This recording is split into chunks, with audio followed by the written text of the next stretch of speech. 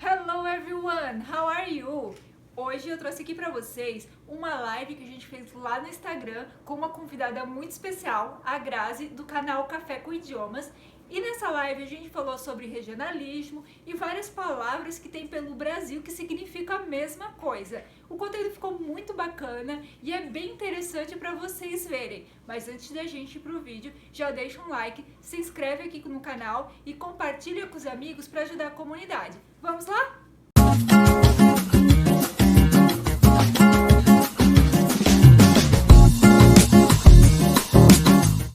Oi, Oi, boa Grazi, tudo tarde. Tudo, e boa você? tarde? Tudo ótimo. Bom. Tá frio aí? Está bem frio aqui no sul do Brasil. Aqui também, mas essa hora aqui em casa faz um calor assim, um bom. Ah, que bom. Queria estar aí. Não gosto muito do frio, não. Eu Mas prefiro aqui o faz verão. frio, hein? Aqui faz bastante frio. Eu acredito que sim. Então, a Grazi, ela é uma pessoa que tem um conhecimento muito grande sobre regionalismo Oh. e convidei ela para trazer esse conhecimento um pouco com vocês, dividir, né, esse conhecimento que é bem legal. O nosso país que é tão grande, que tem tanta gente que fala português e que fala de um jeito um pouco diferente. E isso me encanta, me fascina, assim. Que bom, sim, pra mim também. E é engraçado, porque hoje eu dou aula de português e eu nunca fui uma boa aluna de português, hein?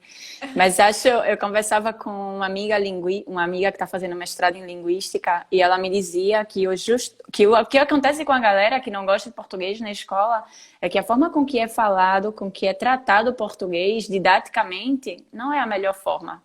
Porque na real que a gente não fala o português, né? A gente fala outro Sim, idioma.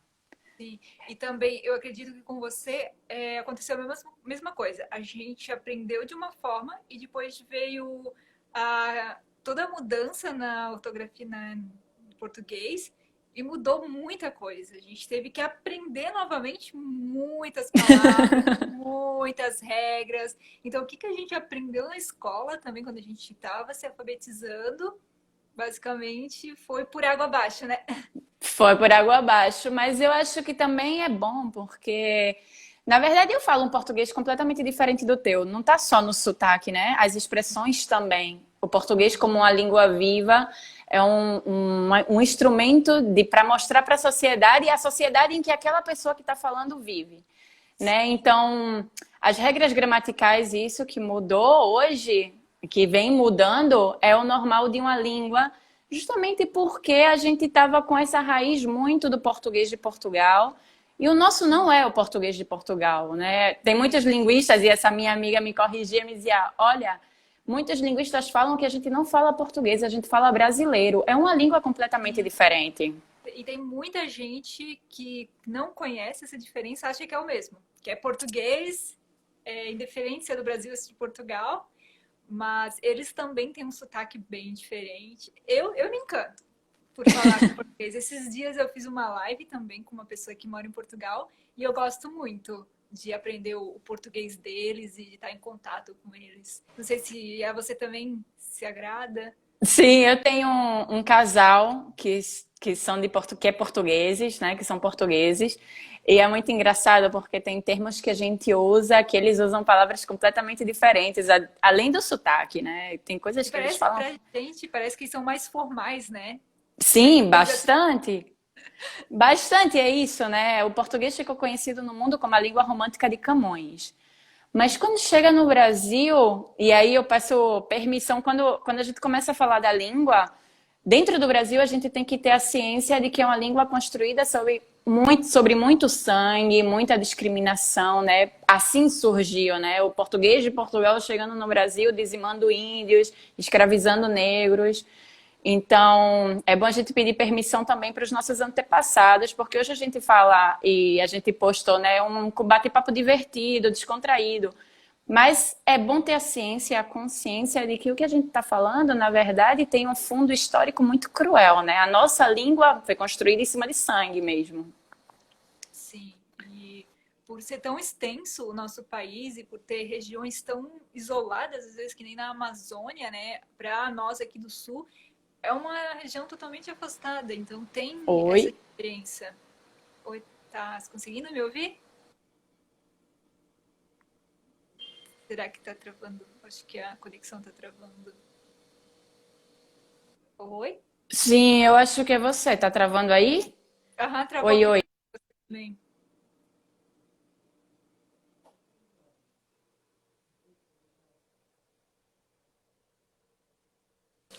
Oi? Oi, eu acho que agora voltou, estabeleceu a conexão. Deu uma pequena Pronto, travada. sim. Sim, tava aí, você tava ficando travadinho.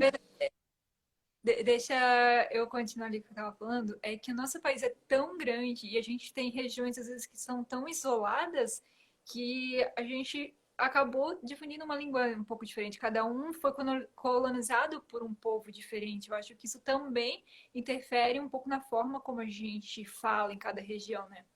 Sim, então, e aí o que eu descobri quando eu estava. Descobri porque eu nunca tive, né, conhecimento de português, então pesquisei, é que o que eu pensava que era por região, na verdade não é por região, é por história e por histórico de colonização. Colonização. Por que tipo de portugueses foi colonizado cada pedacinho? Por exemplo, tem uma semelhança muito grande com o português do Rio com o português do Norte, por exemplo.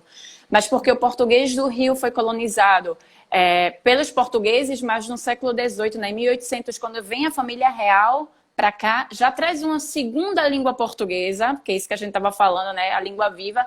Então, em 1500 chega uma língua portuguesa, em 1800 chega outra língua, que nessa época tinha muita influência francesa. E que tem esse R mais R, né? Mais garganta. E no norte também tem esse R, mas porque os portugueses que foram para lá vinham das ilhas de Açores e Madeiro. Então eles também tinham esse R mais puxado.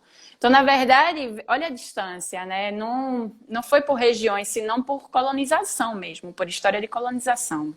E a gente estava debatendo isso esse fim de semana. Bom, eu faço parte do Café com Idiomas, né? Que é um evento aqui em Buenos Aires, que foi criado pela Carol e que hoje a gente tem 6 línguas, né? Por Zoom, agora a gente está. Então, eu estava falando hoje não, nesse fim de semana com 2 pessoas daqui, que uma faz professorado, que é para ser professora de língua portuguesa, e a outra faz tradutorado, que é para traduzir, né? Ser tradutor juramentado. E elas me falavam que nas provas delas de fonética, por exemplo, aqui é cobrado que elas têm um sotaque carioca. Imagina, imagina, né? Como vai se espalhando o português do Brasil por aí também e o que tantos estrangeiros reclamam de quando chegam no Brasil, na hora de falar, que é muito mais fácil entender São Paulo e Rio do que entender Bahia, por exemplo. Porque o português da gente que é colocado para fora é o português do eixo Rio-São Paulo. É isso que eu ia falar. Os outros países, eles têm a visão que o Brasil é só Rio e São Paulo. Em tudo, né? Tanto na língua quanto também as favelas são muito conhecidas. Por onde eu vou, as pessoas perguntam: onde você mora também? Tem bastante favela? Mas aqui já no sul não tem tanta.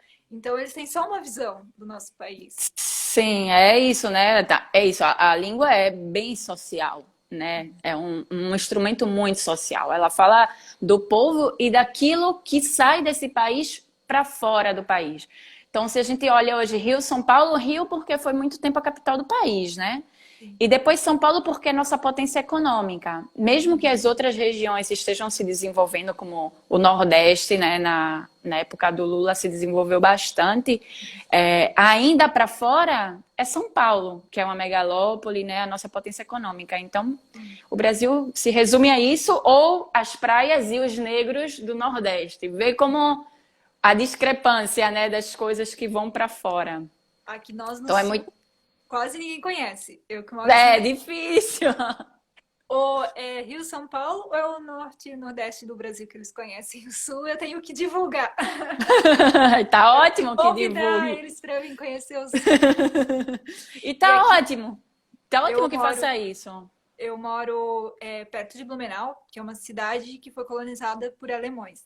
Então, a gente ainda tem muitas palavras no dia a dia que são de descendência alemã. A minha avó, por exemplo, até 5 anos de idade, ela só falava alemão. Ela nasceu aqui, em Blumenau, mas ela só falava alemão. E depois que começou a Segunda Guerra Mundial, por medo, né, de tudo que aconteceu, eles tiveram que aprender português, porque senão a Uau. polícia achava que eles eram infiltrados. Então foi onde ela perdeu ela falar alemão e começou a falar português. Mas ainda no dia a dia ela fala muita palavra em alemão. E é uma Uau. uva aqui ainda tem muitas coisas que a gente, né, tem a origem do alemão no nosso, tem um dialeto, né? Então, é isso. Eu não sabia disso, de que muitas pessoas no sul, em uma determinada época, falavam só alemão. Sei sim que a imigração no sul foi bastante alemã. Se você pega aí a parte também de Curitiba, o sotaque, esse sotaque que você tem, o sotaque curitibano, que para mim é bem forte, né? O leite, quente, mas o sul também tem esse sotaque, é justamente por essa imigração, pela imigração alemã, pela imigração polonesa, ucraniana. Então, que eles têm muita dificuldade, como são línguas que têm poucos fonemas vocálicos, tinha muita dificuldade em falar tantos fonemas vocálicos que tem na língua portuguesa. Então, eles falavam mais pausadamente. E por isso ficou quente, leite. Por isso, que É é o muito que a gente vai. Quem imitam alguém do sul falando, falar quente, leite, E se né? quer ser do Rio Grande do Sul, fala bar. Bota bar na frase, que eles vão achar que tá do Rio Grande do Sul. Mas No Rio bate. Grande do Sul. Então, o tchê também. O É, tchê também, que também é muito usado aqui em Buenos Aires e na Argentina, mas pelos gaúchos, que para vocês são gaúchos e para aqui na Argentina são os gaúchos, que tem a mesma cultura, tá aí, né, na fronteira. Então tem a mesma eu acho que o cultura. Rio Grande do Sul tem muito do espanhol, né, nos dialetos, né, nas gírias deles. Eles usam É, muitas então, palavras. é isso mesmo, mas porque tá aí e são regiões muito próximas e que Sim. compartem a cultura dos gaúchos. Compartem essa cultura. Então, por exemplo, no corte de carne também existe matambre, que é um corte de carne daqui, e que na cultura dos gaúchos era na época em que começavam a cortar a vaca por fome, a primeira parte da carne que tinham acesso era a parte que estava embaixo do couro e antes das costelas. E era mata-hambre. Então, é matambre. E é Pra usado matar a no fome, né? sul para matar a Matar, fome. matar a Exatamente. fome. Não, mas é. Exatamente. E o que eu acho assim incrível também é que a gente tem muitas palavras, dependendo da região, que é para a mesma coisa. E às vezes Sim. os brasileiros até brincam, tiram sarro daquela discussão, né? O bolacha é um que mais. Ai. Bolacha ou biscoito. E no Brasil a gente é conhecido assim, né? Que é bolacha ou biscoito. Esses Sim, é dias que eu uma. tava falando com o meu amigo de Portugal, ele falou: mas tu chama bolacha ou tu chama biscoito? Vê, tipo, eles têm essa visão que a gente discute por causa disso. No sul, como é? Então, eu chamo os dois. Pra mim, na minha cabeça, cada coisa é uma coisa. Bolacha é uma coisinha mais simples. O biscoito é quase que um docinho mais fino pra mim. E você, como é que você usa? Então, em Pernambuco, bolacha é salgado, biscoito é doce. Tem uma bolacha que a gente tem da vaquinha, não sei se tu conhece. Aquilo lá pra mim é Não, bolacha. Não? não conheço. Que ela não tem recheio e não tem nada. É como as salgadas, né? Mas tem na versão doce também. Aquilo pra mim é bolacha e o biscoito é já um mais requintadinho, assim, mais gostosinho. Às vezes que tem recheio também. Então, pra gente já é outra coisa, né? A gente faz bem essa diferenciação, assim, do doce e do salgado. O biscoito pode ser doce com recheio, sem recheio, fino ou mais comum. Se é doce, é biscoito. Em São Paulo fazem muita briga por isso Por também, a isso, é São bolacha e o Paulo, né? biscoito. Cada um fala que é uma coisa. Também tem a massinha. Não sei se vocês têm também no... Massinha? Que é pão doce, que também chamam de chimeca. Não, pra gente é pão. Se é pão doce, É é o pãozinho pão. doce? É pão, pão doce, pão salgado e pão doce. Na Não. Bahia, o que em Pernambuco, por exemplo, a gente tem pão francês, que é o pão mais comum, né? Sim. Uhum. Do pão francês, se você vai para Bahia, eu morei 6 anos, os últimos 6 anos na Bahia, eles chamam pão de sal. Aqui também é conhecido como pão de padeiro. Ah, Que é? é isso? Depois a gente fala, vai lá e pega uns pãozinhos de padeiro, tipo, mas todo mundo... Ah, é? Nossa, eu não Tem muita sabia. gente aí que tem essa cultura, é mais do interior, assim, mas tem essa cultura de falar pão do padeiro, que quer dizer o pão francês, né? Ah, é? E a mandioca? Como é? Mandioca a gente chama de aipim aqui, né? Então, lá em Recife, em Pernambuco, a gente chama de macaxeira. Na Também. Bahia chamam de aipim também. Mas Aham. sabe que as duas palavras vêm do tupi. E aí a variação dentro do tupi. Teve uma, Mandioca. teve Vá, uma pessoa fala. que respondeu agora aqui no quiz que eu fiz, nos stories, e ela falou que era tapioca. Mas tapioca pra mim é só o produto não pronto lá, depois que tu faz, né? Não, a tapioca. Então, a tapioca no norte pode ser a farinha de tapioca, que é o que eles comem junto com açaí, que é mais granulado, Aham. ou a tapioca, que é a fécula de mandioca ou goma de tapioca, né? Que depois de Mas a hidratada. raiz crua, né? Pra nós é o aipim. Mandioca e Mandioca, macaxeira. macaxeira. Aqui em Buenos Oxe, Aires é mandioca. Se tu vai para América Central, conhecem como juca. E é o não, nunca mesmo ouvi falar produto. também. Aqui sempre vai. Os outros nomes a gente vai entender, mas no mercado, onde tem o preço lá, tudo é aipim. Aipim. E a Ah, charque? charque. A Não. ver? Deixa eu ver se você sabe o que é Deve ser. charque. É a carne, não. Sim, a Ah, charque é que é carne seca ou seca, jabá, né? No Rio chamam jabá.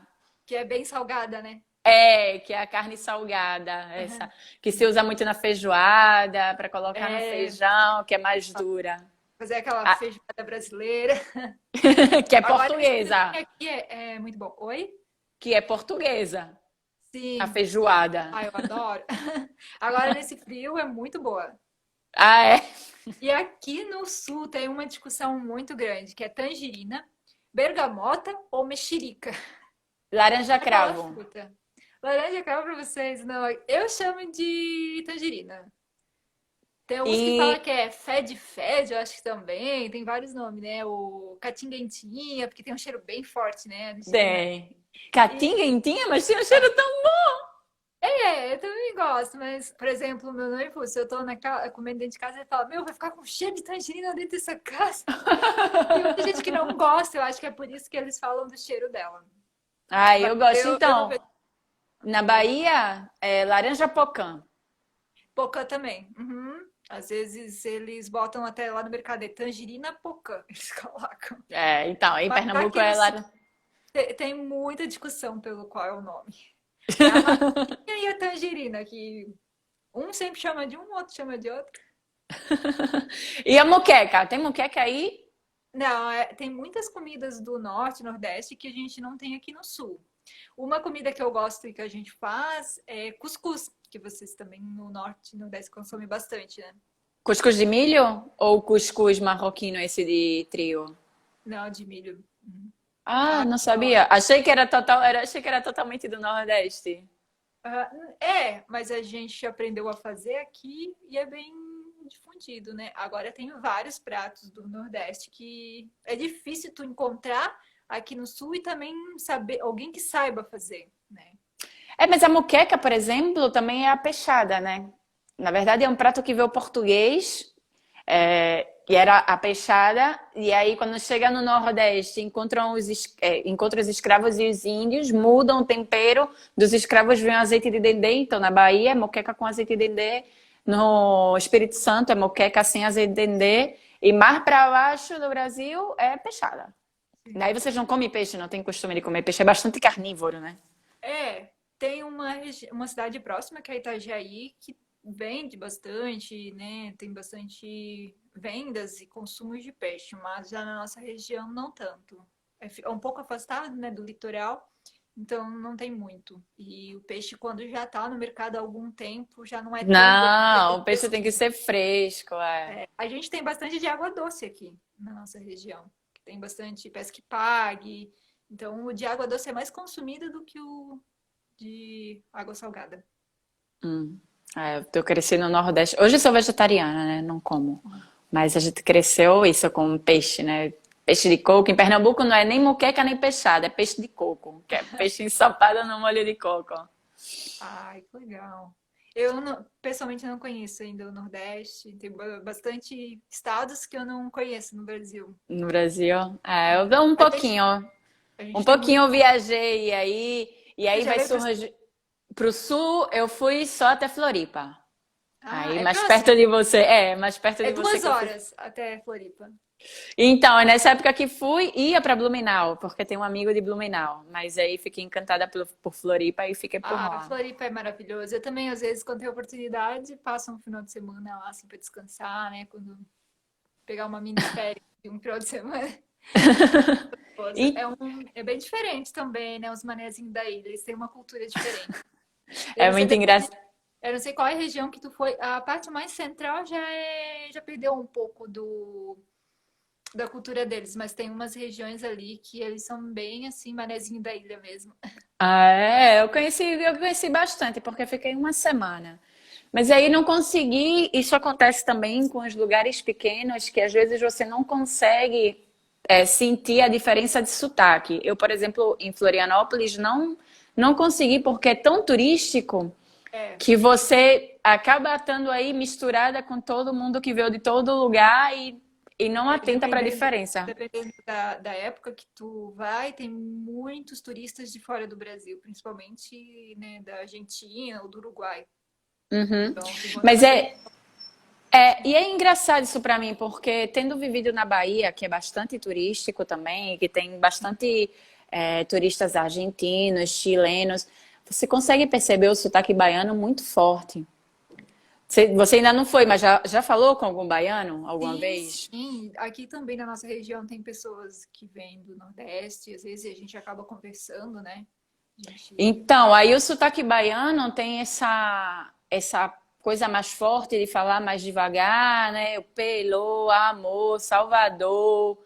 Porque na mistura do português com os dialetos africanos, principalmente o Iorubá, que é o Nagô, os africanos começaram a tirar o R do final. Então, Salvador ficou Salvador. Pelô, que é do Pelourinho, que teria um R, ficou Pelô. Amor também. E eu acho, pra mim, é um dos sotaques mais bonitos, assim, do Sim. Brasil. O sotaque pernambucano é bastante, e aí eu sou bem bairrista, dizer que é um sotaque que já não tá tão forte. É muito lindo. Mas o sotaque baiano também. Essa semana eu estava conversando com um amigo de Salvador, e ele me mandou um áudio e eu disse, nossa, como eu sinto falta, né, dessa mistura de sotaque, essa mistura de cultura que é o Brasil. Sim, é muito bom. Quem conhece só uma parte do Brasil não tem noção, né? Nossa, Né, não tem. o nosso país é Aí, muito grande que nem nós brasileiros não conseguimos conhecer todas as regiões, imagina um turista, né? Para é nós muito acaba diferente. sendo um pouco caro, né? Ir de uma região para outra porque é muito extenso. Sim, mas é bem importante, assim, eu recomendo sempre para as pessoas que eu dou aula de português e para ir no café nos sábados, né, que se você vai visitar o Brasil, que saia um pouquinho do eixo Rio-São Paulo e eu também e tento ensinar um pouquinho dos outros sotaques, mostrando música, filmes de cada região, porque senão depois acontece isso, por a gente ter uma extensão continental, o português é muito diferente, o sotaque é muito diferente. Então as pessoas não conseguem, chegam em Salvador e não conseguem entender o que está sendo falado. Então, chega em São Paulo, tem um porta. Chega no Rio, tem um isqueiro. É a mesma Chega em coisa São Paulo, tem um 20. quando a Em gente, Recife tem um 20. quando a gente também está aprendendo o espanhol, quando tu vai aprender o espanhol aqui do sul da América, ou tu vai aprender o da Europa, muda muita coisa. Assim como é o Também. português. O inglês dos Estados Unidos ou o inglês britânico muda muita coisa. Então, isso também Mas acontece é nessa. isso, né? Mais uma vez, um instrumento social mesmo. É a forma que fala e as expressões também que denunciam essa sociedade. Quando a gente chega aqui em Buenos Aires, também. Eu hoje moro na capital. Então, o espanhol falado aqui é um espanhol completamente diferente de Córdoba, por exemplo. É outro sotaque. E é um país bem menor que o Brasil, imagina no Brasil, né? Imagina todas as transformações. A gente, aqui como América do Sul, a gente viveu muito mais transformações nos idiomas justamente pela forma como fomos colonizados, né? Com o tipo de gente que veio colonizar, quais eram os interesses e o interesse ou não de transmitir o idioma. Por sorte, no Brasil, a gente tem essa mistura tão rica, né? E que deixa tão bonito, né? Me Que encanta. deixa Tony, sim, sim, para mim é muito bonito. E é isso, depois que eu falei com a minha amiga, não, eu não falo português, hein, eu falo brasileiro. Por isso eu até, poxa, quando eu compartilhei o flyer de hoje, ai, flyer, vê. Então tem uma outra coisa também que o brasileiro tem que absorver muito do inglês norte-americano. Então a gente usa deletar. Deletar. É Like, isso. normal. Like, lockdown. Porque like não tem uma palavra brasileirada, é like, inglês, e Like. ponto. Não tem outra, né? Lockdown, agora com isso de quarentena, lockdown. É, às vezes as pessoas falam assim, meu, qual é a dificuldade de falar em português? Tem que querer ser a cara da riqueza, né? Falar inglês, porque... Mas isso em uma época foi com o francês também. A gente tem abajur, sutiã, batom. Tudo isso veio do francês. Então teve uma época também que tinha um pouco de espanhol no meio também, né? Na parte mais. É porque quando as músicas, eu acho que a língua também é muito transmitida e absorvida por moda e música. Então, quando existe uma onda de entrada de música estrangeira, e houve uma época que era a entrada de música argentina, por exemplo, da parte romântica da música, né? Julio Iglesias e essas coisas, então começou a entrar um pouquinho de espanhol. E em sua época o francês era como o inglês é hoje em dia, né? Era o charme, né? Falar. Então a Sim, gente vai absorvendo. As próximas gerações vão falar like, lockdown mais tranquilamente que a é, gente. é normalmente. A gente fala Ctrl-C, Ctrl-V. Não copiar, pegar. Não É, copiar, colar. Ctrl-C, lá. Ctrl-V. Entendeu? É a transformação que vai acontecendo mesmo na língua da gente. E é, e é isso, é muito difícil você transmitir esse idioma, porque o idioma que eu falei a semana passada, o que a gente fala hoje, na próxima semana já vai ser completamente diferente, assim, já vai ter termos novos, né? Sim, agora mesmo com a internet, todo dia, Sim, com a uma internet, a pessoa nova, globalização. palavra novas. Nossa. Exatamente, exatamente. Bom, então, tem mais alguma coisa assim para colaborar desse Então, bate-papo?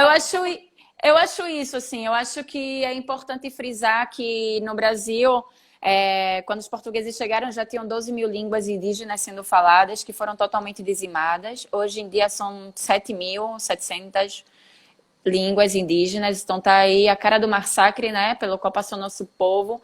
E também os escravos que chegaram, que eram imigrantes forçados, né? Diferente dos alemães que vieram porque quiseram, diferente dos croatas, dos poloneses, os africanos vieram roubados, sequestrados para cá, ou para ir para o Brasil, ainda como me considero no Brasil. E então é por isso que a gente tem tanta variação. E é um povo tão rico. Mas é muito importante ter a consciência disso, do que construiu nossa língua e do que construiu a nossa história. Porque para as próximas gerações, a consciência da nossa cultura tem que estar muito mais forte do que na gente, né? A história que tem que ser contada é uma história completamente diferente. Porque a partir daí a gente começa a entender os movimentos sociais e o que enraizam esses movimentos sociais. Eu acho que é muito mais importante, eu nas minhas aulas de português tento trazer um pouco disso também.